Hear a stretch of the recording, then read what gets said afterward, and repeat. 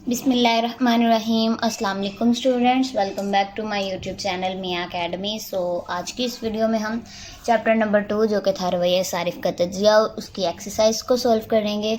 इससे पहले मैं आपको बताती चलूँ कि फ़र्स्ट चैप्टर और सेकंड चैप्टर के सारे ही लेक्चर्स जो हैं वो अपलोड हो चुके हैं। अगर आपका फ़र्स्ट चैप्टर और सेकंड चैप्टर जो है वो नहीं cover, so you can visit my channel. YouTube पे जाएँ, वहाँ पर मियाँ अकेडमी सर्च करें, फर्स्ट पे आपको चैनल मिल जाएगा। उसकी प्लेलिस्ट में जाएं और इकनॉमिक्स के प्लेलिस्ट को आप देख सकते हैं। इसके अलावा मैं आपके लिए एक बिग न्यूज़ लेके आई हूँ और उसमें मैं आपको बताती चलूँ कि अगर आप चाहते हैं कि यानी 2025 में आपने पेपर देना है, इकनॉमिक्स का पेपर देना है फर्स्ट ईयर का। सो अगर आप चाहते हैं कि मैं जो है वो पेपर से 1 या 2 दिन पहले लाइव आऊँ और आपकी क्यूरीज को, आपके क्वेश्चंस को आपको बताऊँ आगे से कि किस तरह से आपने जो है वो पेपर को, जिस तरह के मसलन कोई भी आपकी क्यूरी है इससे रिलेटेड, सो मैं आपके जो है वो लाइव आके आपके साथ जो है वो शेयर करूँ। इसके अलावा पेयरिंग स्कीम और गेस्ट पेपर्स वगैरह इस बुक के जो है मैं आपके साथ शेयर करती रहूँ। सो आपने चैनल को ज़रूर सब्सक्राइब करना है। अगर इस वीडियो पे मेरे 50+ सब्सक्राइबर्स इसी साल यानी इसी जो है वो साल में हो गए, यानी 2024 में हो गए, और चैनल पे अगर मेरे 500+ या 1000+ सब्सक्राइबर्स हो गए, सो मैं इंशाल्लाह पूरी कोशिश करूँगी कि मैं पेपर से 1 या 2 दिन पहले लाइव आऊँ आपके साथ और आपकी क्यूरीज को, आपकी क्वेश्चंस को, आपकी कन्फ्यूजन्स को जो है वो दूर करूँ। ठीक है, स्टार्ट करते हैं एक्सरसाइज को। सो आपने चैनल को ज़रूर सब्सक्राइब करना है। इसकी एक्सरसाइज स्टार्ट करते हैं। फर्स्ट क्वेश्चन क्या है, जब किसी शय का कुल अफादा ज़्यादा से ज़्यादा हो तो मुख्तम अफादा क्या होता है। ये अगर आप यहाँ पे देखें पेज नंबर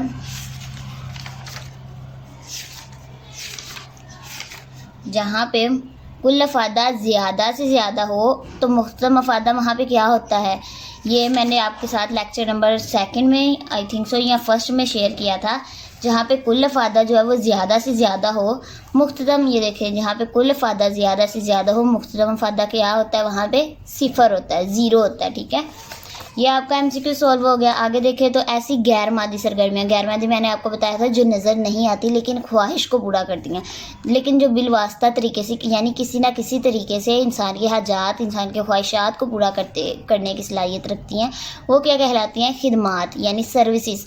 अशिया नज़र तो आ जाती हैं कि ख्वाहिश को पूरा करती हैं, जैसे पेन जो है वो लिखने के काम आता है, लेकिन खिदमात यानी टीचर जैसे स्टूडेंट्स को पढ़ाता है तो पढ़ाना है क्या, ये खिदमत है उसकी। सो ये नज़र तो नहीं ना आती लेकिन स्टूडेंट्स की ख्वाहिश पूरी होती है पढ़ने की, सो ये क्या है, एक खिदमत है। सारिफ उस वक्त तवाज़ुन में होता है जब वो मुख्तलिफ अशिया से हासिल होने वाला मुख्तदम मफादा आपस में क्या हो जाए, यानी उस वक्त तवाज़ुन में, यानी उस वक्त सारिफ को तस्कीन मिल रही होती है, लेकिन कि जब मुख्तलिफ अशिया से हासिल होने वाला अफादा आपस में बराबर हो जाए। ठीक है, यानी यकसा हो जाए, यकसा रहे नहीं, बराबर हो जाए, उस टाइम पे होता है। ठीक है, सो इसका आ गया बराबर हो जाए। आगे ऐसी अशिया जो इंसान की बराह रास्त ज़ाती इस्तेमाल में आती हैं। बराह रास्त मतलब ये एक चीज़ है, ये फ़ौरन मेरे काम आ गई। दूसरी चीज़ है, यानी मसलन बुक है, ये मेरे फ़ौरन काम आ गई। इस तरह की जो चीज़ होती है बराह रास्त कहते हैं, या बिलवास्ता कहते हैं। ये देखिए ऊपर लिखा होता है, यानी किसी ना किसी तरीके से, लेकिन बराह रास्त यानी फ़ौरन काम आ जाए। ठीक है, ज़ाती इस्तेमाल के लिए। अब अशय सरमाया ऐसी चीज़ होती है जिनसे सरमाया आने की उम्मीद होती है, जिनसे रुपया पैसा आने की उम्मीद होती है। अशय सन्नत जो सन्नत में इस्तेमाल होती है, अशय जामद भी नहीं है। अशय सारफिन, सारिफिन किसे कहते हैं, मैंने आपको लेक्चर में भी बताया था, पिछले लेक्चर्स में 4 लेक्चर इस चैप्टर के बने हैं। सो लॉन्ग क्वेश्चन के लिए इम्पोर्टेंट था चैप्टर, बहुत ही इजीली इसके 4 लेक्चर्स बने थे। आई थिंक सो ज़्यादा से ज़्यादा जो लेक्चर था वो 20 मिनट्स का था। सो बहुत ही इजी थे, 4 लेक्चर्स थे, आपका चैप्टर कवर हो गया था लॉन्ग क्वेश्चन का। सारफिन कहते हैं किसी चीज़ को इस्तेमाल करने, सारिफ जैसे कहते हैं ना किसी चीज़ को इस्तेमाल करने वाला, सरफ कहते हैं किसी चीज़ को इस्तेमाल करना। उसी तरह अशिया सारफिन यानी कि जो सारफिन जो इस्तेमाल करते हैं अशिया, उन्हें क्या कहते हैं, अशिया सारफिन। ठीक है, आगे माशियाती किस कानून का दूसरा नाम कानून इस्तेमाल है। सो अगर आपने लेक्चर्स लिए हो तो ये मैंने आपको हाईलाइट मार्क करवाए थे, दोनों जो था 2 नाम थे इसके कानून इस्तेमाल के। कानून मसावी फ़ादा मुख्तम था, और इसके अलावा यहाँ पे देखें तो मैंने आपके साथ मार्क करवाया था पेज नंबर 37 पे। ये देखें, ये मैंने मार्क करवाया था कि ये MCQ के लिए इम्पोर्टेंट है। सो ये देख लें, आपकी एक्सरसाइज में भी ये कवर हो रहा है। कानून इंतहाई तस्कीन, कानून इस्तबदाल, दोनों को क्या कहते हैं, कानून मसावी फ़ादा मुख्तम का नाम है ये। सो यहाँ पे क्या आएगा आंसर, कानून मसावी अफादा मुख्तम। आगे देखें तो दरअसल किस सूरत में कानून तकलील अफादा मुख्तम का इतलाक़ नहीं होता, यानी किस हालत में कानून तकलील अफादा मुख्तम सही साबित नहीं होता। सो इसके अगर आप वो देखें मुस्तस्नियात देखें, सो उसमें यह नमूद नुमाइश नहीं होगा। कानून मसावी अफादा मुख्तम में आई थिंक सो हो, लेकिन कानून तकलील अफादा मुख्तम की मुस्तस्नियात में देखेंगे तो नमूद नुमाइश आपको नहीं मिलेगा। ठीक है, आगे देखें तो किस नज़रिया के तहत सारिफ दो अशिया के मुख्तलिफ जोड़े गैर जानिबदार मैंने आपको लेक्चर नंबर 4 में भी बताया था। और चैप्टर ये बहुत ही ज़्यादा वर्ड मैंने कहा था कि आपका इस्तेमाल हो रहा है आपकी बुक में, फर्स्ट चैप्टर में भी इस्तेमाल हुआ, सेकंड चैप्टर में भी इस्तेमाल हुआ। सो अगर आपका इसका मीनिंग आता है कमेंट्स में बताएं मुझे, क्योंकि मैं आपने बहुत से लेक्चर्स में मैं आपके साथ डिस्कस किया था। इसके अलावा मैं आपको लेक्चर के लास्ट में ये इसका मीनिंग ज़रूर बताऊँगी। ठीक है, आगे देखें तो दो अशिया के मुख्तलिफ जोड़ों के दरमियान गैर जानिबदार रहते हुए इख्तियार करता है, यानी वो उसके तमाम जोड़े सारिफ को यकसां तस्कीन देते हैं। तो खत अदम तरजीह वाला यानी जो लेक्चर नंबर 4 मैंने आपके साथ डिस्कस किया था, उसके जो है वो उसकी वजह से जो है वो सारिफ जो है हर एक जोड़ा उसको जो है यहाँ पे देखें तो बराबर तस्कीन दे रहा है। ठीक है, यहाँ पे इकाई ज़्यादा हो रही हैं तो यहाँ इकाई एक की ज़्यादा हो रही हैं, दूसरी की कम हो रही हैं, यानी बराबर तस्कीन दे रहा है, हर जोड़ा सारिफ को बराबर तस्कीन दे रहा है। तो ये क्या आ गया, खत अदम तरजीह। ठीक है, आगे देखें खतूत अदम तरजीह किस शक्ल के होते हैं, तो ये मैंने आपको खसूसियत जो है लगवाई थी कि आपने लॉन्ग क्वेश्चन में बनानी है। ये क्या था, मुहद्दब होते हैं। खतूत अदम तरजीह मबदा की तरफ मुहद्दब होते हैं, यानी कन्वेक्स होते हैं। ठीक है, सो यहाँ पे आ जाएगा मुहद्दब। ठीक है, आगे किस कानून के तहत किस शय की इकाइयों के मुसलसल इस्तेमाल से अफादा मुख्तम बतदरीज कम होता चला जाता है। तकलील मैंने आपको लेक्चर नंबर 2 में आई थिंक सो ये 2 में बताया था कि तकलील कहते हैं किसी चीज़ का ज़्यादा से कम होना। यहाँ पे भी क्या बता रहे हैं, कानून तकलील अफादा मुख्तम का मैंने आपको शॉर्ट डेफिनेशन बताई थी कि मुख्तदम अफादा का ज़्यादा से कम होना तकलील कहलाता है। सो यहाँ पे भी अफादा मुख्तम बतदरीज कम कर रहे हैं, तो ये क्या आएगा आपको, तकलील।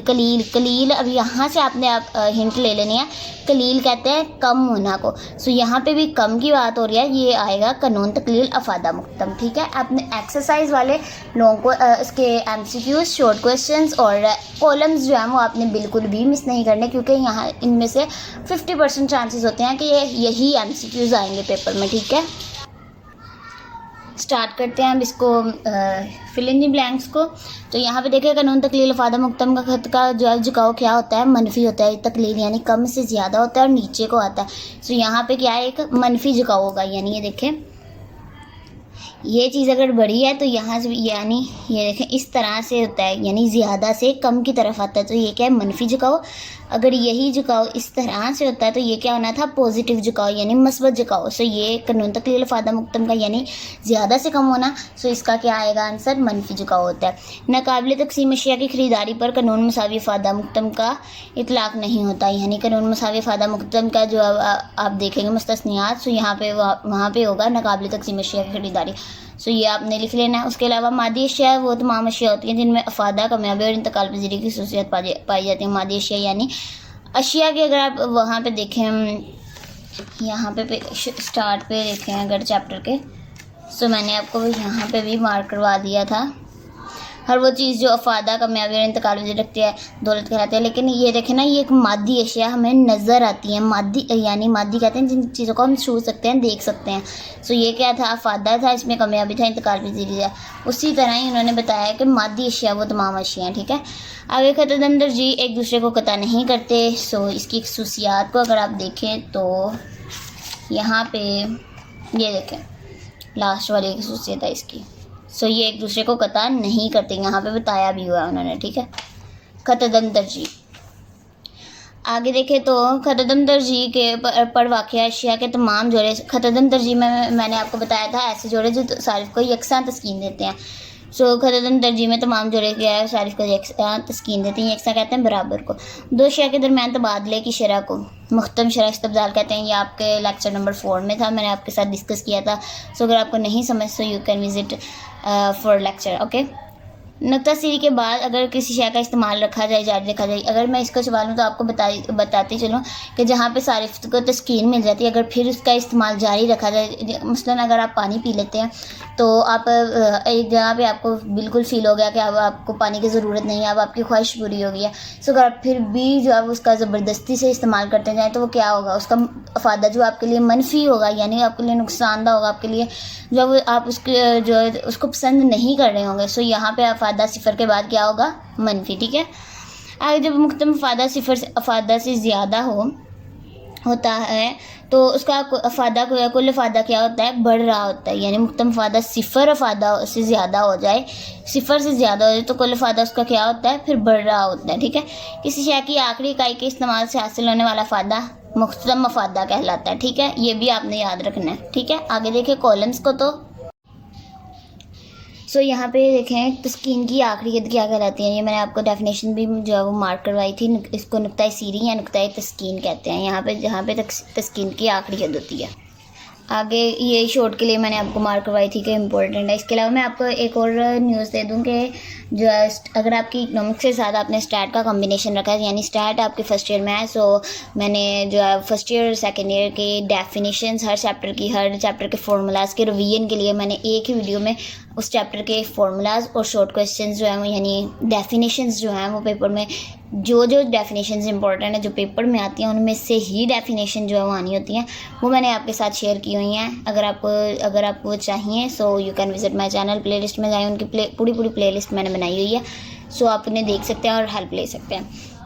गैर माशी है हाजात, यानी मैंने आपको बताया था हाजात कहते हैं ख्वाहिशात को, गैर कहते हैं गैर ज़रूरी, जैसे ही ज़रूरी नहीं है, इसी तरह गैर माशी कहते हैं रुपए पैसे को, गैर माशी यानी जिसमें रुपए पैसे की ज़रूरत नहीं होती है ख्वाहिशात को पूरा करने के लिए। वो क्या होती हैं, पानी, हवा, रोशनी वगैरह, यानी जो कुदरत ने हमें मुफ्त में अता की हुई हैं। इसके अलावा आप देखें तो ये जो है ये MCQs के लिए जो है इम्पोर्टेंट होते हैं, इनमें से भी MCQs आ जाते हैं। कीमती साज़ो-सामान वो क्या होता है, तईशत ज़िंदगी यानी ऐशो आराम के लिए होते हैं ये कीमती साज़ो-सामान। खतूतन तरजीह का रुझान जो है वो मनफी होता है, यानी नीचे की तरफ इसका झुकाव होता है। अशे सरमाया यानी जिससे रुपये पैसे की यानी कि उम्मीद हो, ये क्या है, मशीनें, आलात वगैरह। कानून इंतहाई तस्कीन, इसको जो है कानून मसावी फ़ायदा मुक्तम भी कहते हैं और कानून इस्तबदाल भी कहते हैं, कानून मसावी फ़ायदा मुक्तम को। तो ये भी आपने याद रखना है। आगे सारिफ का तवाज़ुन, ये इसका फार्मूला लिखा हुआ है। आगे यानी एक्स शय का फ़ायदा मुक्तम और एक्स शय की कीमत, इसी तरह वाई शय का फ़ायदा मुक्तम, वाई शय की कीमत एंड सो ऑन। आगे दौलत के लिए क्या ज़रूरी है, दौलत के लिए अफादा, कामयाबी और इंतकाल पजीरी, मैंने आपको डेफिनेशन में मार्क करवाया था कि ये होना ज़रूरी है। उसे फिर ये मैंने डेफिनेशन जो आपको दौलत की इजाफी लिखवाई थी ना, एक्स्ट्रा जो आपको इजीली याद हो जाएगी, सो ये वो यही उन्होंने बताई हुई थी। आगे मैंने आपके साथ बोर्ड के जो है शॉर्ट क्वेश्चंस भी शेयर करने थे जो इम्पोर्टेंट थे। सो इस एक्सरसाइज के सारे ही शॉर्ट क्वेश्चन जो है वो इम्पोर्टेंट है बोर्ड के पॉइंट ऑफ व्यू से। अब माशी और गैर माशी अशिया में क्या फ़र्क है, ये आपके साथ जो मैंने lecture number I think first में शेयर किया था। आगे अफादा और फ़ायदामंदी में क्या फ़र्क है, ये मैं अगर आप गौर करें, अगर आपने लेक्चर नंबर यानी चैप्टर नंबर 1 के लेक्चर्स मेरे साथ जो है वो कंप्लीट किए हैं, सो वहाँ पे मैंने आपको ये मार्क करवाया था अफादा और फ़ायदामंदी वाला। तो अगर आपको अभी भी नहीं मिलता तो आपने अफादा में जाना है, जो आपके फर्स्ट चैप्टर में डेफिनेशन थी अफादा की, पेज नंबर 5 पे है। यहाँ पे देखें तो अफादा और फ़ायदामंदी के ये मैंने लेक्चर में आपके साथ जो है मार्क करवाई थी आपको, सो इसको भी आप देख सकते हैं। सो आप इस पैराग्राफ को रीड करेंगे तो आपको अफादा और फ़ायदामंदी में जो डिफरेंस जो है वो समझ आ जाएगा। अब मूव करते हैं फिर सेकंड चैप्टर की एक्सरसाइज पे। सो देखें यहाँ पे ज़रूरियात और रसाइशात में से क्या मुराद है यहाँ पे। सो यहाँ पेज नंबर 4 पे ज़रूरियात, असाइशात और तईशात की डेफिनेशन है। ज़रूरियात की यहाँ से लेकर यहाँ तक है और इसकी एग्जांपल भी आपके साथ लिखनी है। आगे असाइशात में की डेफिनेशन और इसके साथ आपने एग्जांपल लिखनी है। सो यहाँ पे ज़रूरियात और असाइशात से क्या मुराद है, ये भी आपका क्वेश्चन जो है वो कंप्लीट हो गया। मूव करते हैं अपने नेक्स्ट क्वेश्चन, शॉर्ट क्वेश्चन पे। सो मैंने आपको बताया था इसके सारे ही क्वेश्चन जो है वो शॉर्ट क्वेश्चन इंपॉर्टेंट है बोर्ड के पॉइंट ऑफ व्यू से। इंसानी एहतियाजात, ये आपका फर्स्ट चैप्टर का फर्स्ट लेक्चर ही है, फर्स्ट डेफिनेशन ही है इंसानी एहतियाजात। सो वहाँ से आप इसे डिस्कस कर लें। अगर आपको इन क्वेश्चंस में से किसी की समझ नहीं आती, सो आप लेक्चर्स को दोबारा से देखें। अगर आपको फिर भी कोई क्यूरी है सो यू कैन कमेंट में, जो आपने इजीली जो है वो मुझे फ्री होकर जो है वो कुछ भी आप पूछ सकते हैं। इंशाल्लाह मैं आपके साथ जो है विद इन 1 आवर और विद इन मैक्सिमम जो है वो विद इन अ डे मैं आपके साथ जो है वो आपको आंसर कर दूँगी उसका। कानून मसावी फ़ायदा मुक्तम भी हमने डिस्कस कर लिया था लेक्चर नंबर 3 में। खुतदन तरजीह क्यों आपस में किता नहीं करते, ये हमने लेक्चर नंबर 4 में डिस्कस किया था। आगे कुल फ़ायदा और मुक्तम फ़ायदा का आपस में क्या ताल्लुक़ है, ये हमारा फर्स्ट लेक्चर था सेकंड चैप्टर का, इसे आप देख लें। और कानून तकलील फ़ायदा मुक्तम के 3 अमली फ़ायदे, ये तकलील वाला हमारा लेक्चर था लेक्चर नंबर 2। उसके बाद खुतदन तरजीह का जो काम मनफी की होता है, इससे आप सबसे पहले आपने इसकी डेफिनेशन लिखनी है खुतदन तरजीह की। उसके बाद अगर आपको ये आंसर नज़र आ रहा हो सो यहाँ पे तारीफ़ प्लस आपने क्या करना है, क्योंकि खुतदन तरजीह में मुख्तम शराइ इस्तबदाल तकलीली होती है यानी ज़्यादा से कम होती है, इसीलिए जो खुतदन तरजीह का जो काउ जो है वो मनफी होता है। इसके अलावा जो लॉन्ग क्वेश्चंस वाले स्टूडेंट्स हैं, जिन्होंने यानी टॉपर जो स्टूडेंट्स हैं, इन्होंने शॉर्ट क्वेश्चंस के अलावा लॉन्ग क्वेश्चंस भी जो अच्छी तरह से करने हैं। सो ये पेज नंबर्स मैंने आगे लिख दी हैं। आप वैसे अगर आप लेक्चर्स ले लिए हैं चारों लेक्चर्स, सो मेरा नहीं ख्याल कि आपका कोई भी ऐसा क्वेश्चन इनमें से हो कि आपको नहीं आता हो। ये आपका फर्स्ट चैप्टर का है, इंसानी एहतिजात और उसकी खसूसियात, और ये बाकी आप देख सकते हैं। इसको आपने लॉन्ग क्वेश्चन के लिए प्रिपेयर करना है। मैंने वैसे आपको कहा था कि आपने फर्स्ट चैप्टर जो है वो लॉन्ग क्वेश्चन के लिए प्रिपेयर नहीं करना, लेकिन ये वाला आपने क्वेश्चन जो है वो प्रिपेयर करना लॉन्ग क्वेश्चन के लिए, ठीक है। बाकी आपको पेज नंबर जो है वो क्लियरली नज़र आ रहे होंगे। ये पेज नंबर 29 है। इसके अलावा आपको बाकी सारे आई थिंक सो नज़र आ रहे हैं। यहाँ पे दौलत जो है वो पेज नंबर 30 पे है।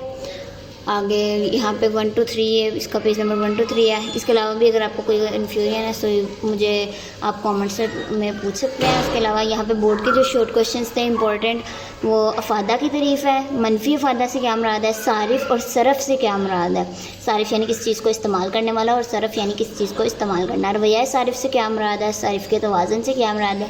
कानून तकलील अफादा मुक्तम की 4 मुस्तस्नियात लिखें। ये शॉर्ट क्वेश्चन में मैंने आपको कहा था ना हेडिंग्स आ जाती हैं, सो आपने इसकी डेफिनेशन लिखनी है। उसके अलावा आपने 4 जो है उसकी उसकी लिख देनी है, डेफिनेशन लिखना है। उसके बाद 4 हेडिंग्स लिख देनी है मुस्तस्नियात की।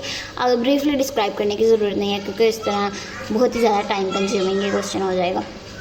आगे खुतदन तरजीह की डेफिनेशन लिखनी है। इसके अलावा आपने अगर तारीफ़ पूछे तो आपने साथ में इसकी डायग्राम भी ज़रूर जो है वो बनानी है। आगे कदर से क्या मुराद है और कुल अफादा और मुख्तम अफादा में क्या फ़र्क है। मुझे उम्मीद है कि आज का लेक्चर आपको पसंद आया होगा। सो अगर आपको ये वीडियो जो पसंद आई है तो वीडियो को लाइक करिएगा, चैनल को सब्सक्राइब करिएगा, अपने दोस्तों के साथ शेयर करिएगा। इसके अलावा मैं आपको बताती चलूँ कि जिन बच्चों की सप्लीज़ आई थी या जिन बच्चों ने उन्होंने इम्प्रूवमेंट के लिए पेपर देने थे, उसके लिए मैंने कम्प्लीटली फर्स्ट जो है वो पूरी बुक की जो है मैंने इंपॉर्टेंट डेफिनेशंस, उसके अलावा MCQs आपके साथ डिस्कस किए थे। एक डेढ़ घंटे की जो वीडियो थी। सो अगर आपको कोई चीज़ समझ नहीं आती कि इम्पोर्टेंट मैम ने तो क्वेश्चन बताए नहीं है इम्पोर्टेंट कौन सा है, सो आप उस वीडियो को जो है वो देख सकते हैं। इसकी प्लेलिस्ट में, इकोनॉमिक्स की प्लेलिस्ट में मैंने इसको ऐड कर दिया था, सो आप उसे देख लीजिएगा। और ये जो है वो आपने मार्क भी कर लेने हैं, ताकि जो है वो आपके साथ शॉर्ट क्वेश्चंस और MCQs वगैरह जो मैंने उसमें पूरी बुक के जो है वो सॉल्व्ड एक्सरसाइज बताइए। उसके अलावा चैप्टर्स को अंदर से बताया हुआ है कि ये डेफिनेशन इंपॉर्टेंट है, इसको आप स्किप कर दें, पैराग्राफ को स्किप कर दें। सो आप उससे भी देख सकते हैं। इसलिए दुआ में याद रखिएगा, आप चैनल को ज़रूर सब्सक्राइब करिएगा। टेक केयर, अल्लाह हाफिज़।